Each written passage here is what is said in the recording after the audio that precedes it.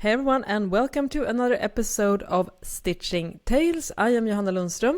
And I am Malena Hjerpe. And in today's episode, Malena, what are we going to talk about?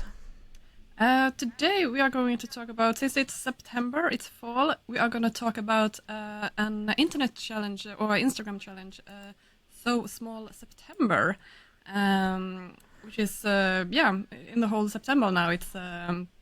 It's a really great initiative done by, I need to read here, Madeline from Madswick Studio and Nat from Neighborhood Patterns.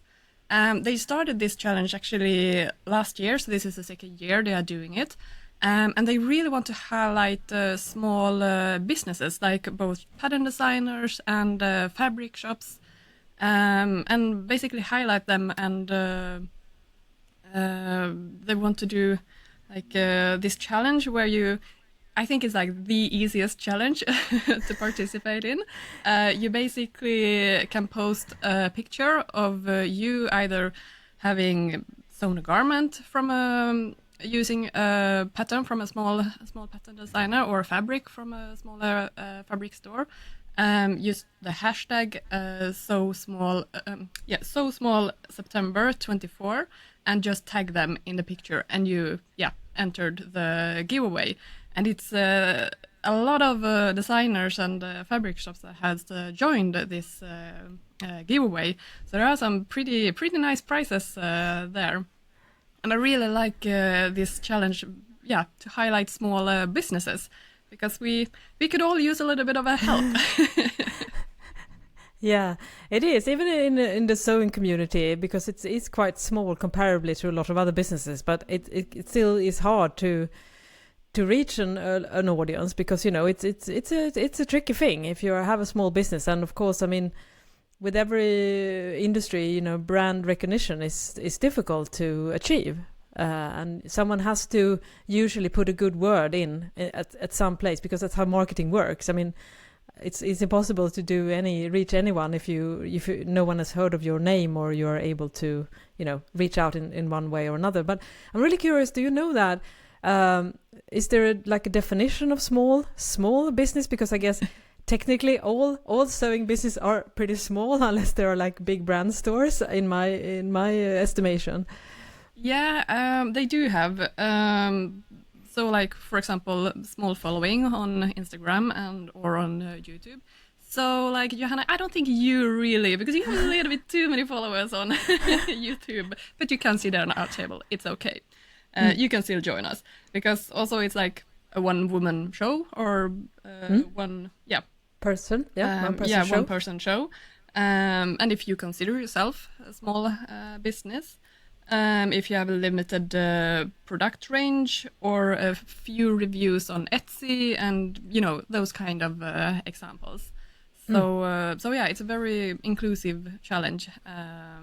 So in that sense, we are both one person show, so we can definitely join in this challenge. And like for the giveaway, for example, you don't have to use a pattern or a fabric from those specific shops or anything that are in the giveaway. Like, you can use any small shop. So in that sense, it's very easy and very nice to.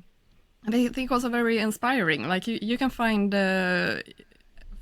so many new different companies this way, because as you said, like, I think marketing is the number one issue. I would say, like, all small designers, small businesses have.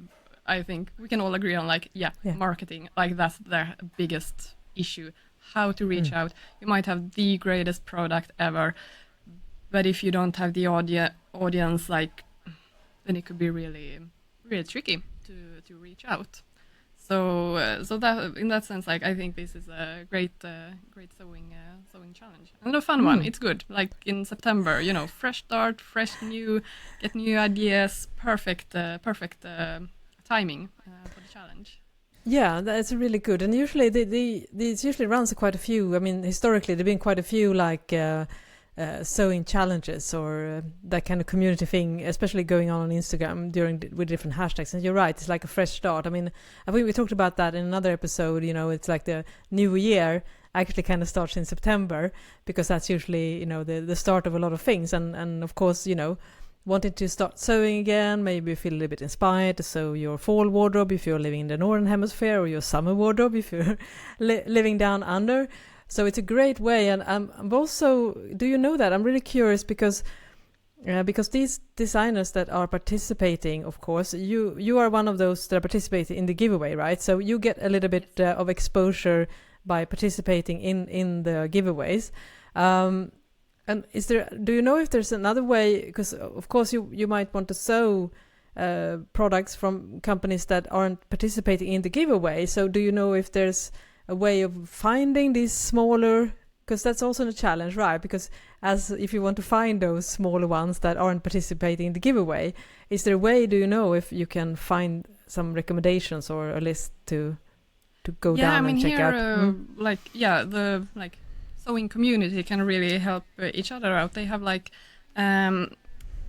they have this, how do you say, template that you can share or reshare on the stories, and you basically put your favorite shops there, or pattern designers, or so everyone can help out spreading the word. So in that sense, it's a nice. Everyone can contribute to whoever they like.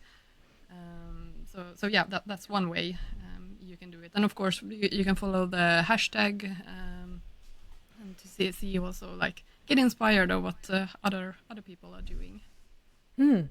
Yeah, that's really, really good, because I guess that's the biggest struggle, you know, just getting someone to see your stuff and go down that. And also, when it comes to marketing, you know, it's also repeat exposure as well. I mean, that's also another challenge, because sometimes you see a name and you think, oh, that would be interesting. That seems like an interesting company, or I really like what they're doing. But then where do you find it again? So that's why it's helpful to have these hashtags as well, because that gives you some way of actually tracking those stuff. Because I think that's a challenge for me myself sometimes as a consumer, that I can see these appealing smaller brands, but then because I don't really, you know, forget to follow them or save their post or whatever, then I'm like, oh, where were they? And it's so frustrating, right? Because you want to, you know, if you like what they do, you definitely want to show your support. But yeah, it's sometimes it's really a challenge to both not just reach out, but also for us consumers to find you that are doing the stuff. Yeah. No, I'm just thinking of this Instagram joke that I've seen now a lot of sewers have posted. Like, they are scrolling in their photos and it's like, who are these random people? I have no idea who they are. And also me later on, you know, taking screen dumps on all these cute Instagram posts or what. I was like, oh yeah, it was inspiration. It's not somebody I've taken a picture of or anything. So yeah. I think you're not the only one who has this issue.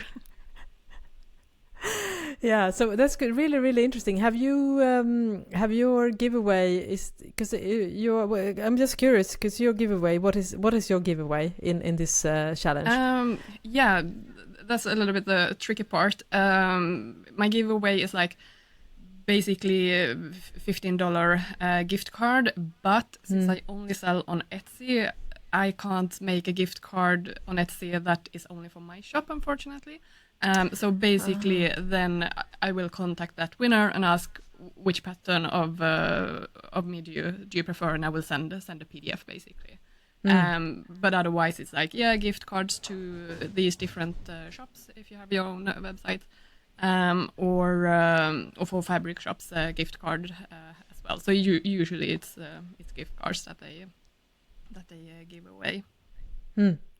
Yeah, and it also gives an insight to the challenges of doing the kind of stuff. I mean, even Etsy is a large platform, and it doesn't offer the opportunity for you to create a brand exclusive gift card. And also, again, which is, you know, because when you're starting out and starting a sewing company, it is a lot of setup stuff in the back end, especially not just listing everything. And if you're using your own platform, you also have to figure out those really headache-inducing things like VAT and taxes and payment systems and all this stuff. And that's why so many newer sewing pattern designers, they usually start with Etsy, and perhaps if things go well, they start a standalone shop, usually on a platform called Shopify or WooCommerce. So that's just one of those challenges that you have, that sometimes you would love to be able to offer like a full-on nice customer service experience, but you can't because Etsy has so many limitations, right? And another thing that I find is a challenge when you're a smaller business is that when you're using your own platform, it's easy to send updates for your sewing pattern, whereas on Etsy you don't really have the contact info, right, to the buyers, because you have to. Isn't that right, or is it still limited like that because you can't really reach everyone? I think you would have to reach out specifically to everyone. Then I don't know, to be honest, because you don't get access to their contact info. I mean, I guess you can send mass email, but it's a bit of a different platform. So that's just one of those things that when you're starting out, that is a challenge, because you want to like run your business, so you can give everyone the best possible experience to buy from your pattern. But usually in starting out, you have to rely on those larger platforms, and they have all their own policies. So yeah, that's why you. That's and so it's that's really pros and cons. Like having your own website, like it takes a little bit like time and effort to actually build your website, like so it looks nice and everything is working. But then, as you said, like that's the main issue why I only sell on Etsy is the taxes. Because if I would have my own shop, I would need to figure out how to pay taxes to each individual country that I sell to, the VAT. While now that I sell on Etsy, they take care of that, and they just send me the money every month. Like they have taken care of the taxes and everything, and I paid it correctly. So they just send me like the profit without taxes. So in that sense, like it's such easier, like so much easier to start out on Etsy. Of course, they have a little bit of fee that they charge, which I mean I understand, because they do this service, provide the service with the whole tax and everything. So for me now, since I'm like so teeny tiny small, it makes sense to just be on Etsy. But of course, in the future, I want to have my own web shop as well. Did you start out with a web shop from the beginning, or did you do it later on? Yeah, I did actually use the service, but one that is less restricted than Etsy. It's called Gumroad, which is you can actually insert the products in your own website. So it's just integrated. You don't have to go to a separate platform, but you're able to do that, and it works the same way. Where I preferred Gumroad over Etsy because it has less fees, and it's also, as I said, you can bring it native to your own website, but it's not a full-on store. So yeah, from the start, and that's one of those challenges, right? Because Etsy, one of the reasons why some people move away from Etsy eventually is that it takes a large, significant chunk of the payment goes to Etsy, right? Because you're paying for all the services and the infrastructure and the hosting and everything, and the taxes. So it's very understandable. But one issue, of course, is that you have to have competitive prices. Just because Etsy is taking a larger chunk of your the price of your pattern, doesn't mean that you can have higher prices on Etsy. So you have to still have the same kind of pricing structure that is expected from like independent pattern companies. So that's also one of the challenges that you might face when you're starting a business, that if you don't sell a lot, you don't really make any money because you also have like set expenses, and they are like for instance, if you need the Adobe suite that they use, for instance, primarily Illustrator, but also sometimes InDesign to to adapt the PDF sewing patterns for a home sewist and create the instruction and everything.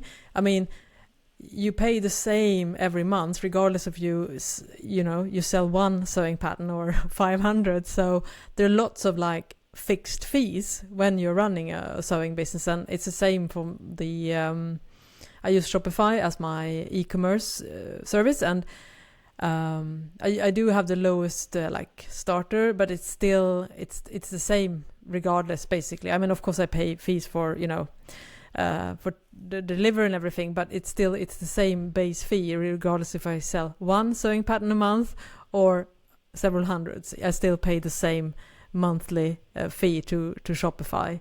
So those are one like very tangible like so sometimes you pay to run a business rather than and then of course when it comes to, as we talked about, running a small business and you don't have the visibility, it can definitely sometimes which we have been very honest about and open about in this on this podcast, the fact that sometimes you're like, I mean, can I justify doing this, because sometimes you don't really do it for the money in a sense, even though that's of course should always be the goal of running a business. And I imagine a lot of people that would qualify, a lot of entrepreneurs that would qualify for this challenge in September are probably dealing with similar stuff that we are mentioning now, that you have big ambitions, but you have very limited budget, and sometimes it's hard to even make at the end of the month. You probably are sometimes paying to run a business. so and I think it's every like little encouragement can be so helpful, I guess, also from because obviously, I mean, it's up to you it's up to us as business owners to create a successful business. I think that's very important to be open about. I mean, we have no expectations of anyone to help us create that business. It's up to you. It's up to us to have the right products and find the right market and do all the marketing. And sometimes the universe is telling us maybe we shouldn't run a business. So, and I think that's important to say, but also that, for instance, if one of you with this challenge would find a new sewing entrepreneur, I mean, just getting one order can be incredibly encouraging. And if you have like this really low moment in your business, and then you get a couple of new orders, that can really help you keep your motivation going and go on and grow and create better stuff. Would you agree with me, Malena, on that? Yeah, no, I do mentally a happy dance whenever I get an order. Like, it is so much fun. And also, like, yeah, at the end of the day, we need orders to survive. I mean, it's a financial thing. But as a customer, you can also do a lot without actually having to spend any money to encourage small businesses. Like, this is why we all ask, like, could you please write a review after you buy something, share what you like, tag us, tell us about us to your friend. Like, those kind of things could be also really encouraging. Like, for example, whenever anyone has posted on Instagram and tagged me when they made something from my patterns, or actually had some YouTuber mention me in their YouTube post, like they made the Malva t-shirt, which is free if you sign up for my newsletter. Like, the joy you feel when somebody like that even like trumps the actual order. Like, yeah, that is like so nice. It's so heartwarming that someone is not just taking the time to make something that you have done, but they actually are sharing it and talking about it. So yeah, no, that's just I'm over the moon whenever somebody mentions me. So that is, and it's a good way of encouraging small businesses to exposure, basically. Also, like, yeah. And it gives credibility if somebody has a lot of reviews, for example, on Etsy or wherever you can write the reviews. It really helps other people then also to, like, is it good? Is it bad? Is it like, do I want to become a customer or not? So that is like writing reviews is, and you don't have to write any long stories, but like just click how many stars you like. So that can be a really easy way to help out small businesses.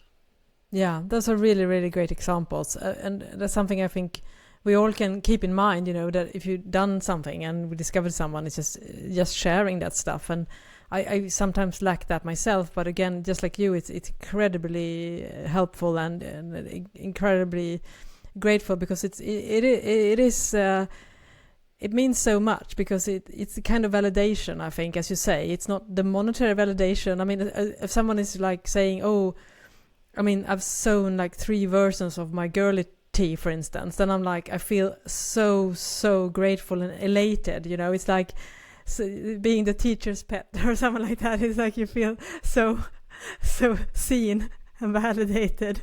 I guess, and that's the biggest compliment, actually. Like, oh, you didn't just make one, you made 3. Yeah. Like, then you really liked it. Like that is the best review I would ever like. To make if somebody makes several samples of the same pattern, then it's like then it's good. Yeah. So I guess what we are talking about here is the fact that, and I think that's true for a lot of entrepreneurs actually, it's the validation. We're also validation seekers, right? I mean, we have this this trait, and then of course, to bring back to this so small challenge, is the fact that this is a wonderful way of showing validation and just spreading the word around, and yeah, it's incredibly valuable. As you say, you don't have to do it with your wallet. You can do it in many other ways, and so that's very, I think that's an incredibly wonderful thing to do. And again, it is tricky, I guess, because you do, like we have talked about in a previous episode, that you see these companies come and go, and it's you start off maybe trying, you have this big goal and you have this big vision or really want to do something, and then you realize that it's so hard to get your name out there, and it's not like because unfortunately, sometimes you say, oh yeah, a good product will sell itself, but that's not true, because if nobody has heard of your fantastic fabric store or your Notion store or your sewing pattern or whatever you are doing to create a business for yourself, if no one knows about it, it's impossible. And I can only imagine so many people that are in this position right now, that they have started a business and they have a really good and solid idea, but it's such a difficult path forward, even as I said, in the sewing community as well. So yeah, and any if you feel like it's any encouragement, it's incredibly valuable. And yeah, so we are very ourselves very grateful, and of course we love to see that more people are getting an opportunity to be exposed, because I mean, at the end of the day, you as a consumer, you do your own decisions, and I think it's very important to, in my opinion, I mean, you should buy what aligns with what you want and your values, regardless if it's a small business or a large business. But just the fact that it's sometimes, because large business, they have so much more visibility, you might miss out on a lot of great stuff because you don't see those smaller business. Yeah, no, they are so easy to miss when they are not big. And I mean, big companies are not bad companies. Like, they don't have to be bad companies just because they are big. They also employ a lot of people, and great stuff come from there as well. So, but yeah, as you said, that they maybe have a marketing team. Well, if you're a one-person show, then and I've listened to a lot of marketing podcasts because I think it's really interesting. And they talk about, like, 20% of the time, like you should be on creating the product, and 80% of the time should be talking about the product. Then I was like, ooh, yeah, no, for me it's like 2% I'm talking about the product, like doing marketing. And then of course it makes sense, like you create one great product and then you need to market it. But since I'm not a marketing person, it's really tricky to do that. Like, I don't want to, because it's not my thing. Like, it's, or like, it's not my thing to do marketing. Like that's not my strength. My strength is doing the products. So then of course I just want to focus on the next product and the next. But of course it makes total sense. Like you need to talk about what you have done so people will actually see it and try it. So yeah, it's a little bit of a like, maybe you should refocus. But I don't want to. I just want to create a new pattern. Yeah, you definitely. We always do that. We like to stay within our like sweet spot where we feel the most comfortable. Right? I'm the same way. I can do.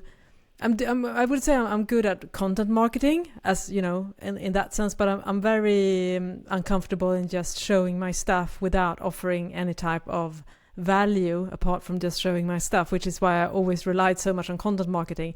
And for those who don't know the terminology, content marketing is basically when you do, for instance, a sewing tutorial, and that helps you reach a wider audience. So for instance, if I do a YouTube video on how to sew a jeans zipper, that can lead to people buying my jeans sewing book. So for instance, that's how the majority of my customers find me, due to the content marketing. But you can also, for instance, use Instagram to just show off picture of your products and don't offer any other value apart from that. And that is where I personally feel a little bit more uncomfortable. So that's also, speaking about marketing and our own small sewing business, that's definitely something I definitely need to focus on, because just like you, Malena, I have been sliding into product mode too much. So, and that really, it hurts sales. So, and it's difficult to keep all the hats on at the same time. And I'm pretty sure that a lot of people, starting these smaller sewing companies are the same way. They don't really feel like they are comfortable with, putting themselves out there in a way that is needed. And there's the saying that marketing, you should basically do stuff that almost feels uncomfortable to you. Like am I shouting out too much? That's probably where you're starting to get close to enough marketing, and probably should just push even further. So you just want to like scream at yourself because you feel like, oh my God, I'm just too much. That's probably where you hit the sweet spot when it comes to marketing. So for a lot of people, of course, there are the people that are incredibly comfortable with marketing, but I venture to say that most people, especially in this space, the sewing space, it's I'm pretty sure a lot of people are quite introverted, and they don't really like to put themselves out there. They maybe don't like to show their faces, and feel really uncomfortable about sharing the stuff and tell everyone how good it is, because that feels like bragging. So I think a lot of mental hurdles are keeping a lot of sewing entrepreneurs from really reaching the audience that they should reach if they had the abilities to be more outgoing. Yeah, I mean that's the dream in the future, to actually have somebody who would help out with the content creating and marketing, so you could just focus on the product development. That would be a dream. Yeah, we're doing it. We slowly, steadily, and slowly at least slowly, and I know sometimes steadily as well. It's also another thing is which I think is so, if someone is getting some extra attention during this month, that, as I said, I could also keep them going, because eventually, if you have a solid product and a good packaging and everything like that, and a solid branding, I think eventually, if you do the marketing right as well, you will reach a larger audience. But it will usually take years and years and years and years, and that is why getting these kind of encouragement, just like Malena mentioned, like someone is tagging you on Instagram and saying like, oh, I just made this, or that, oh, and this looks like or just tagging maybe on my fall sewing plans, I plan to sew this pattern. I mean, that is in itself can make someone else discover that sewing company. And that's actually something I've been thinking about.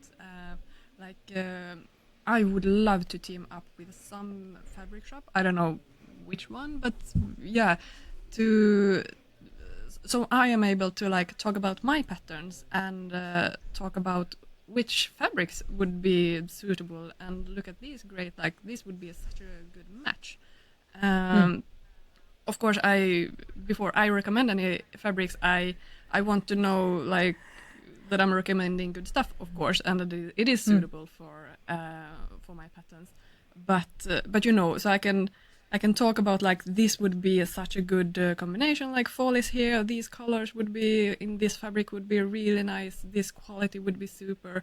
But I don't have to, you know, make the physical samples, take pictures, and like create posts in that sense. More like a mood board recommendation, inspiration, instead of actually having to, you know, going through the whole process from making sample photo shoot and everything, because that's where like I don't have time for that, unfortunately. But that's something I've been like, it would be really nice to team up with somebody, and then we could I mean obviously both help out each other, because I mean fabric and patterns, they go hand in hand. Yeah, they do. Yeah, exactly. It's so important, and we keep harping this, that you know you have to. A large part of the success with the pattern is using the right type of fabric, because it can really change the perception and the fit and everything if you don't use a suitable fabric. So I think that's really an amazing way to also ensure that, you know, the quality control, that, you know, you get the expectations matches the idea here. So I love that kind of collaborations, because I feel sometimes it is really tricky to know exactly, especially which we of course talk a lot about with knits, for instance, that when you sew something with knits comes in so many different properties and stretch, the amount of stretch and everything. So it's really a thickness and everything. So it can, and drape. So a lot of different things can influence the end result. Even if you say, oh, sew this with a jersey fabric. I mean, a jersey fabric can have vast amount of different properties, and depending on the fiber you're using and if it has lycra in it or not, etc., and the weight and everything. So I think I love that idea, and so it's a good way.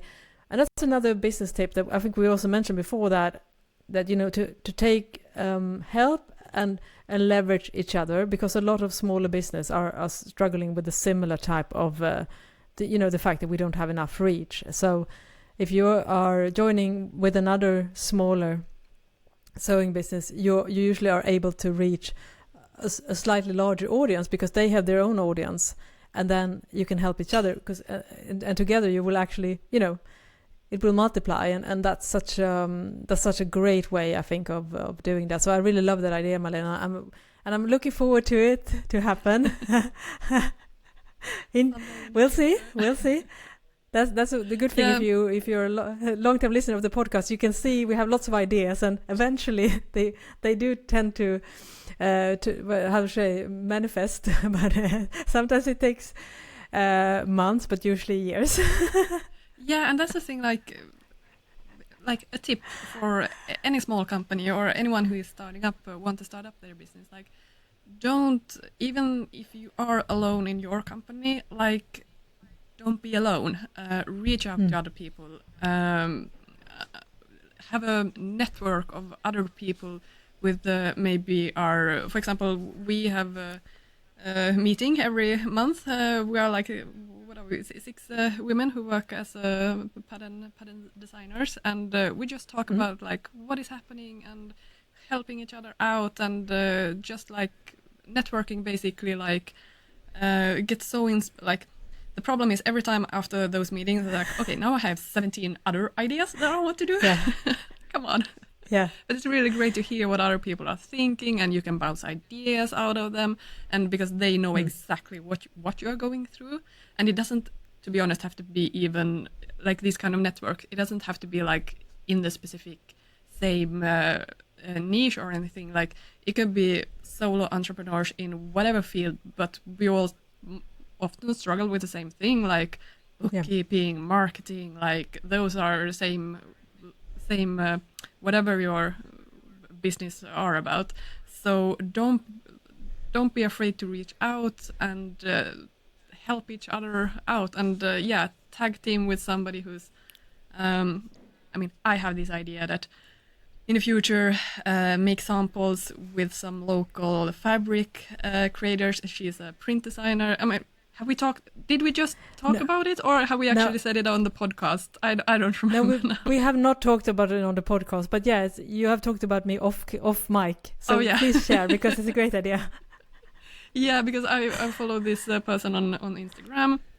She's like a surface print designer, makes really nice prints, and obviously we do them both as fabrics and as like other products.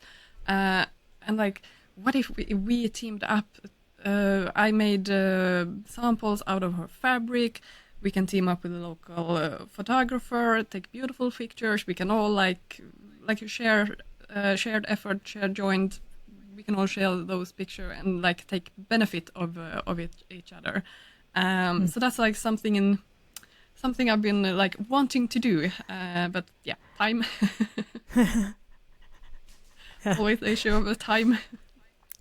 Yeah, it is, and you also work full time, you know, not running the pattern company. You're doing other stuff. So, and yeah, it's always a challenge. And I think even if you were able to run your own sewing company full time, I mean, it's still, you know, it's a struggle you have to always filter ideas. But I love that idea, and it's funny because we talked about it, and then it turned out that I had the exact same idea because.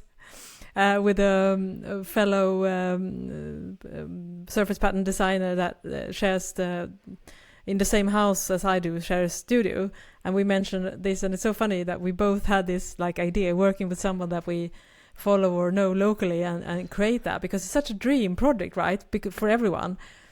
And I mean, I think we all love the idea as, you know, sewing pattern designers to also be able to be a part of the entire look, basically, and do that kind of collaboration. I think that will really elevate. And so hopefully in the future we might be able to share some interesting collaborations in terms of that. So much fun. And like, don't be afraid of, again, a tip to other business owners, like, don't be afraid to share your dreams, see like what you want to do in the future, like plans or whatever.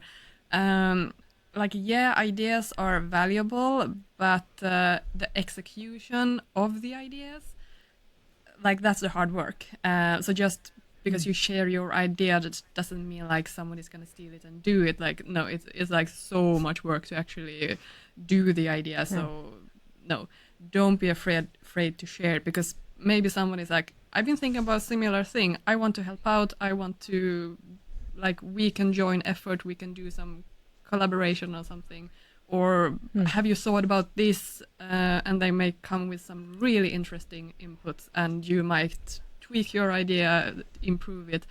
So yeah, don't be afraid of sharing ideas. Yeah, I so much agree about that. I think there is no point hardly ever to keep that, you know, close to your chest. As Malena said, the hard work you still have to do, and I'm the same with my sewing books. I know that because I run my own publishing company, but sometimes when you publish books, the publisher wants you to keep the project under wraps, so you're not really able to share much until basically the book is done, and then of course there's a promotion cycle and everything. But with all the books that I've done, I've always, in a very early stage, just, I mean, not before, but at least I've done a couple of pages, so I know it's going to happen. Then I always share, you know, and usually it can take a year or more before the book is actually out. And just like you say, Malena, because I keep sharing, you know, behind the scenes and everything, I get so many suggestions and questions and things. And so it's basically together with other people, I can improve the end product. Whereas if I had just written the book without getting any type of feedback, I can pretty much guarantee that I wouldn't be able to produce the same high level end result. So again, getting feedback, and in order to get feedback you have to have honest openness. At least maybe you have a focus group, maybe you're very transparent, but again, you know, I think sometimes we are maybe afraid to share stuff because we feel like, oh, but what if this doesn't work out, and then I'm going to be embarrassed. But not everything we said on this podcast is going to happen, for instance,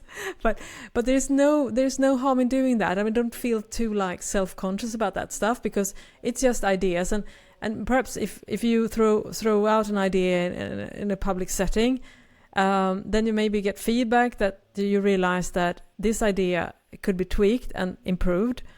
So basically, just doing that. No one will judge you like that if you talk about ideas. People are mostly concerned about their own thoughts and projects and things. So I don't really think that they keep track.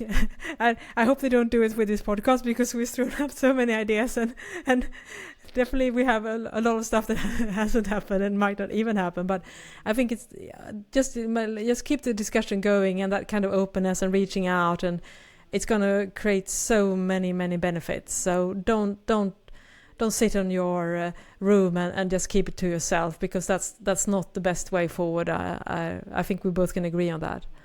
Yeah, no, definitely. And that's the thing, like ideas are ideas. They are not plans. Out of every idea that you get, like 0.5% will actually be executed. I think, like, I have had so many ideas of different types of patterns I wanted to do, like these last couple of years, but it's like, no, but I don't have time, but it would be so nice to do it. So, I mean,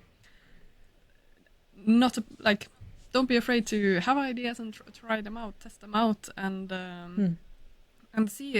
And that's also, I think, like, it's a great way of testing the market. Like, for example, when I did the Clo 3D course a few years ago, I mean, that's my final project was like, okay, so I'm gonna make 8 different styles products, and I'm gonna see which one gets the most votes. Like, what are people most into? And it was actually the garment that I was like, I'm not sure. Should I include this, because there are some drag lines. It's not 100% perfect. Yes, I don't want to include it. That was the one that got the most votes. I was like, all right, thank you. I had no idea. So it's great to get inputs from your audience as well, because they might. I mean, I see all my flaws. They don't see that. Like, they don't know the struggle that I have had with it. So they see it with fresh eyes, and they really like the product. So I was like, okay, perfect. It's so yeah. And that was 3.5 years ago now. Still not done with that pattern, and nobody has stolen the idea. So it's like, don't be afraid to share it. Yeah, and the fun thing is that pattern is still under development, so I think it's it's I have funny. the photo samples right there, but before I could take the pictures and everything, then I got fully booked with the freelance work, so it's still hanging there. I have done the PDF pattern. I haven't done the most illustration for the sewing instructions I've done, but I haven't written the text yet. So I mean, I'm pretty close, but it's coming. It's coming. Yeah, that shows the value.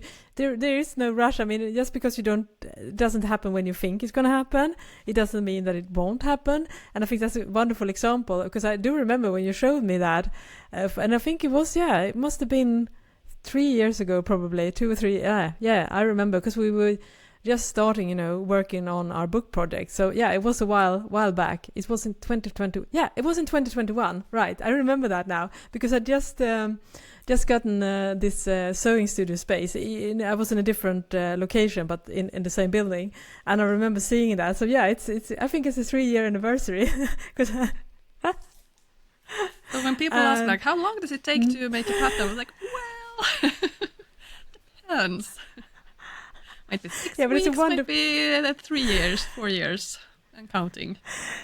Yeah, but it's a wonderful style, and it's such a timeless design as well, so it doesn't really matter, I think, when you release it. I mean, obviously, there's a bigger stress if you are doing a very particular sewing pattern, a trend sewing pattern. I guess that's why both you and I have decided, subconsciously or consciously, to just focus on more traditional timeless styles, right? Because it is tricky to to get on with the trends when you're. That's also another tip, I think. It's hard because you have to create products that has longevity. I think it's pronounced, because if you unfortunately likely won't sell all that many sewing patterns in the first year when you release a pattern, but over time, as you build up your catalog and more people discover you still. I mean, I still sell sewing patterns that I released 5 years ago, and I still sell them. So that kind of speaks to getting that that kind of evergreen factor. I think is you have to do maybe classics with a twist, but it's still you have to have some kind of, I think, more timeless for a lot of us. I think that honestly it's difficult otherwise to. Because you have to put so much work into the sewing pattern, and if you don't have a large audience of a trendy sewing pattern, I think it's going to be really hard to reach out. Yeah, that's like I was just thinking, have tutorials about sewing hacks, how to hack some patterns into the latest trend. Like that's a great idea. Then instead of making an actual pattern, but like show how you can be really on trend. And of course, like if you are, if that's your thing, like you want to do more on-trend patterns, like of course there's a market for that as well. They maybe not be as relevant in a few seasons, but I mean, still you gotta do what you want to do. Yeah, that's very, very true. That's very, very true. I just I was just thinking about trying to be strategic about it, but I agree with you. Of course, you have to keep yourself true, and pattern hacking is a good idea as well. I was thinking. Which is a controversial style, the peplum top, because it has made like a huge comeback right now. I don't know if you have seen this in other countries. We are based in Sweden, but everyone is currently, not everyone, in a certain age range, perhaps not that many people in my age, but are wearing a woven peplum top, and peplum is where you have this frills, what do you call it, at the end, and then you tie it together with three bands, so it doesn't really fully cover. You know exactly what I mean, right? Yeah. And so obviously you have to wear something underneath, or if you have you're so relaxed about it. But anyways, it's a very specific style, right? Do you? If we can find an image, we can post it on our Instagram account, Stitching Days Pod. But that's such a specific style, and it feels like so much fall 2024.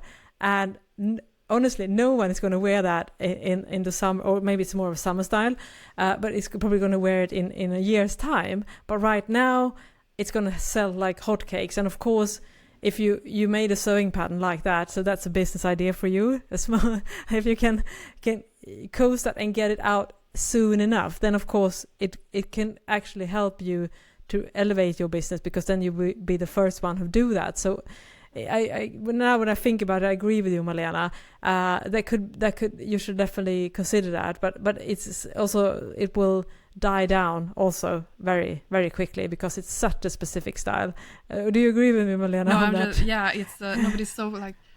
I mean, I've been working in the fashion industry for 15, 16 years now, and I think it's like when you're in it, like the trends are, for me, like I don't see the trends maybe so specifically, but as you said, like 2 or 3 years later, it's like, oh, that is so like that year. Like it's funny how like some trends are like lives forever, and then some trends are just that one spring fall thing item gets huge, and then the next year it already then feels dated. It's tricky to know which product are the ones that are gonna live forever, like become really huge trend, and which one are just gonna die as quickly. But I think it's like so interesting when you work in the industry to like pinpoint, like, is that one something that is like just the beginning of a trend and it's just gonna grow and grow and grow, or is that something that is gonna be so this season and then completely die out the next one? It's it's interesting. It's like betting on who is gonna stay and who's gonna go. Yeah, that's so fascinating because I see a couple of strong trends now, and my bet, of course, is so good to have the podcast. We can do a follow up in a year, and this tie front peplum top is bigger than ever. But my guess is that one is too specific and too hard to wear for a lot of people, so I think it should die down pretty quickly.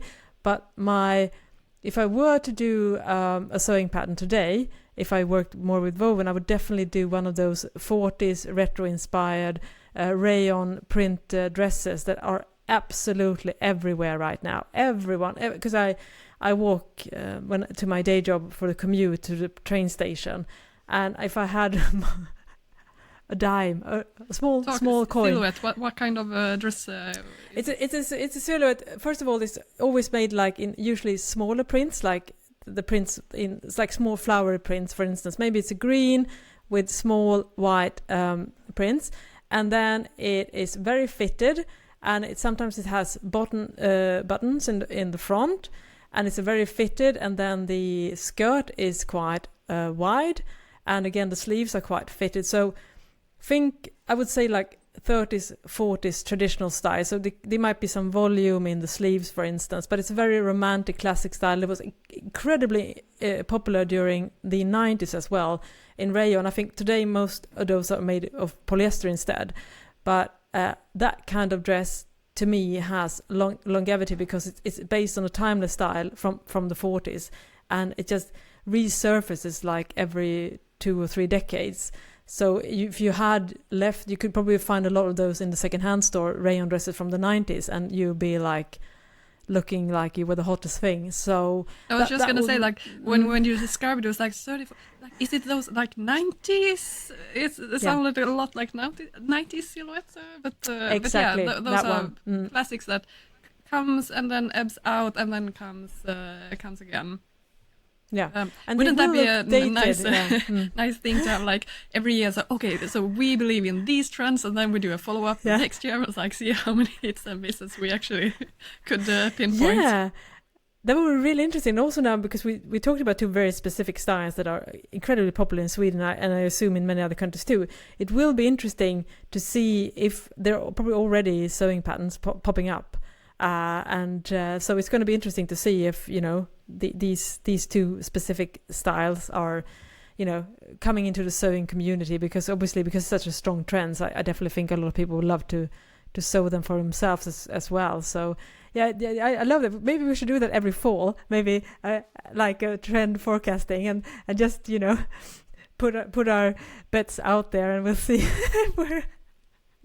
And I'm just thinking with the ties. I mean, that's like the perfect hack. I mean, you can have a woven top and just cut it up in the middle, add facing and ties, and you got it. Like, you can do that yourself so easily. Yeah, true. And the peplum is quite easy as well to add that frill on just cut fabric on the bias and just use the same length. So it's very easy to do. So yeah, well, that's a tip, Svenny, for you if you want to hack yourself, and also if you are a sewing pattern company specializing more in woven fabrics. You and I, Malena, we do mostly knit fabrics, patterns for knit fabrics, but yeah, you can thank us later. That's usually the problem. Like, this is why I don't do trendy garments, because when I notice a trend, then it's like, oh, I'm too late already. And since it takes obviously over 3 years to create a pattern for me, like, no. Yeah, I can't jump on a trend. It's too late for me. Yeah, 3 years is probably the worst time if you're doing trendy, because that's usually where the trends start to subside, right? But if you have more like 2 to 3 decades, then I think you're gonna hit the sweet spot.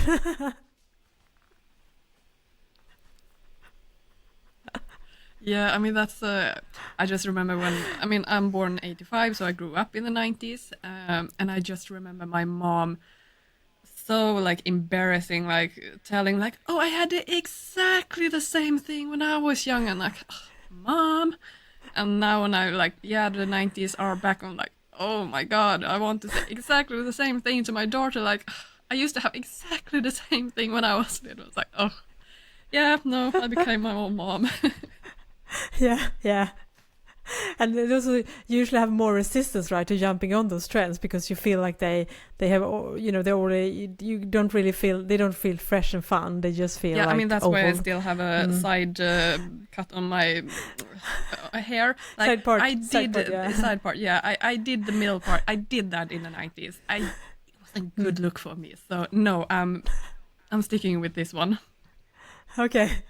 Yeah, it's true. Maybe, but sometimes if one is slow, well, just about the time when the mid part is on the way out, then it's usually for many of us, that's why we start to think maybe I should try a mid part anyways, and then we're like the only one left doing it because everyone has moved on. So that's probably now when we were talking about those tie front peplum stops. Who knows if you're watching a video version of this podcast in 2 years' time? Me and Malena are both sitting in one of those. Because you figure, they look quite nice anyways, and lovely to have over a tank top or a short sleeve dress. You just need to see them like a couple of times, and then it's growing on you. Yeah. So welcome to Johanna and Malena's trend forecasting. So this episode took a lot of different different roads, terms. Basically. Yeah, different terms. But if we should summarize, Malena, how do we find and join and participate in the So Small September Challenge? You can follow madswick_studio and Neighborhood Patterns on Instagram, and they have all the information there on their Instagram. And on our Instagram, we will tag them, of course, so you can easily find them. And the hashtag is So Small September 24. So find inspiration there, and if you want to join the giveaway, just use the hashtag and tag Mad and Nat, and that was it. It was so easy. Easiest way to participate in a giveaway. Oh, that's perfect. And of course, if you are listening on your favorite podcast app, we will also add the in the show notes the Instagram accounts and the hashtags as well, so you're able to find it easily. Well, thank you so much for listening. I am Johanna Lundström. And I am Malena Hjerpe. Bye bye. Bye bye.